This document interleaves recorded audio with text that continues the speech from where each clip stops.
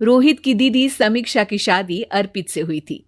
रोहित 20 साल का था, जो कि अपना पूरा दिन मोबाइल पर ही निकालता था, तो कभी यूट्यूब चलाता। एक दिन अर्पित और समीक्षा के मम्मी पापा से मिलने आते हैं और देखते हैं कि रोहित मोबाइल से हटने को तैयार ही नहीं है। अरे रोहित, तुम्हारी तो आईआईटी की परीक्षा है ना, तुम तैयारी नहीं कर रहे हो परीक्षा की? वो सब तो मोबाइल पर ही हो जाएगा। ये देखिए, ये है गूगल, इससे जो भी पूछो वो सब बता देता है। तो आखिर कागज क्यों बर्बाद करूं? अरे पर तुम इन प्रश्नों की तैयारी बिना लिखोगे कैसे? उसमें क्या है, ये देखिए नोटपैड, बिल्कुल कॉपी जैसा है, इसी पर कर लूंगा। हम जब तुम्हारी उम्र के थे तब हम दोस्त मिलकर प्रश्न हल, हमारी हैंडराइटिंग की भी प्रैक्टिस हो जाती थी और समय का भी अंदाजा लग जाता था, और फिर साथ में हम एक दूसरे की मदद भी कर देते थे अगर कोई अटक जाए तो।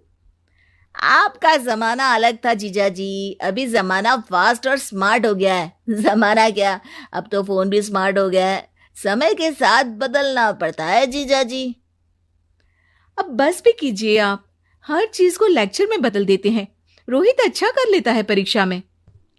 इतने में अर्पित के सास ससुर जी आ जाते हैं हॉल में, और अर्पित इस बारे में बात नहीं करता।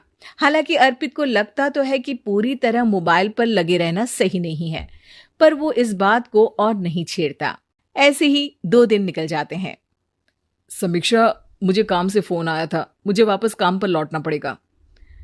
पर हमें आए हुए तो 2 ही दिन हुए हैं, अभी चले गए तो माँ और पापा को अच्छा नहीं लगेगा ना। अच्छा ठीक है, तुम रुक जाओ, मैं काम खत्म करके फिर लौट आऊंगा। एक काम कीजिए ना, परसों रोहित भी परीक्षा के लिए निकलेगा, आप उसी के साथ निकल जाना। नहीं करते, साथ में जाएंगे तो हो सकता है आप लोग आपस में बातचीत भी करने लग जाओ। ठीक है, मैं काम को 2 दिन टाल सकता हूँ। उसी रात जब सब खाना खाने बैठे थे तो अर्पित अपने जाने की खबर बाकी लोगों को बताता है। मुझे काम के लिए वापस जाना होगा। अरे बेटा, पर अभी तो तुम आए हो, इतनी जल्दी चले जाओगे? नहीं माँ जी, समीक्षा यहीं रहेगी और मैं जल्दी काम खत्म करके वापस आ जाऊंगा। ठीक है, काम भी जरूरी है। वैसे कब निकलोगे बेटा? 2 दिन में। मैंने सुना है कि उस दिन रोहित को भी परीक्षा के लिए जाना है, तो कल मैं दोनों की टिकट करा लेता हूँ बुक। मेरी टिकट रहने दीजिए जीजा जी, मैं तो फोन से ही करवा लूंगा। हाँ, पर कोई दिक्कत हो गई तो? अरे कोई दिक्कत नहीं होती, सब कर सकता है।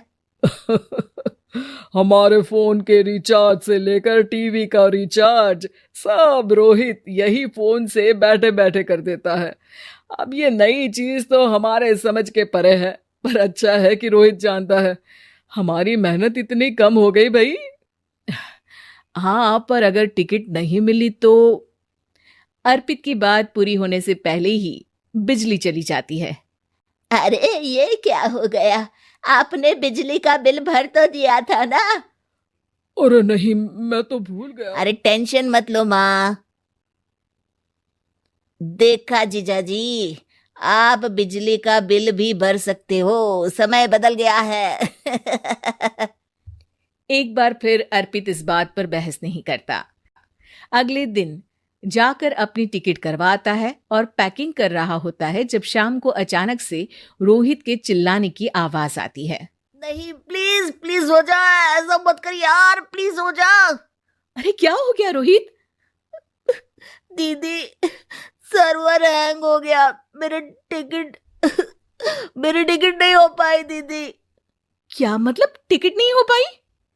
इतने में वहां रोहित के मम्मी और पापा भी आ जाते हैं। अरे क्या हो गया? मेरा टिकट नहीं हो पाया, सर्वर डाउन हो गया। अरे पर तूने तो बोला था कि हो जाएगा। हो जाता है, पर अब क्या करूं, ये क्या हो गया? अब कल की तो कोई बस भी नहीं है, ना ही अब टिकट मिलेगी ट्रेन की कल के लिए। मुझे तो कोई रास्ता नहीं दिख रहा। अब फिर लगता है मेरा ये साल बर्बाद हो जाएगा। घर पर एकदम से दुख का माहौल छा जाता है और सब रोहित को डांटते हैं, पर इतने में अर्पित वहां आ जाता है। आप सब रोहित को क्यों डांट रहे हैं? आपने ही तो उसे बढ़ावा दिया था ना। लेकिन इसकी परीक्षा छूट जाएगी। इसने तो हमसे कहा था कि टिकट हो जाएंगे। हे भगवान, अब क्या होगा? चिंता करने की कोई बात नहीं है। मैंने एक एक्स्ट्रा टिकट करवा ली थी। मैं समझता हूं कि मोबाइल हमारा ही काम आसान करने के लिए है, पर उस पर ही पूरी तरह से निर्भर होना तो गलत बात है ना। रोहित टिकट को देखकर बहुत खुश हो जाता है और जोर से जाकर अपने जीजाजी के गले लग जाता है। सॉरी जीजाजी, मुझे आपकी बात ध्यान से सुननी चाहिए थी, पर थैंक यू सो मच। हाँ, तो इसका भविष्य बचा लिया। शिक्षा, दूसरों से मदद मांगना गलत नहीं, पर दूसरों पर निर्भर हो जाना गलत।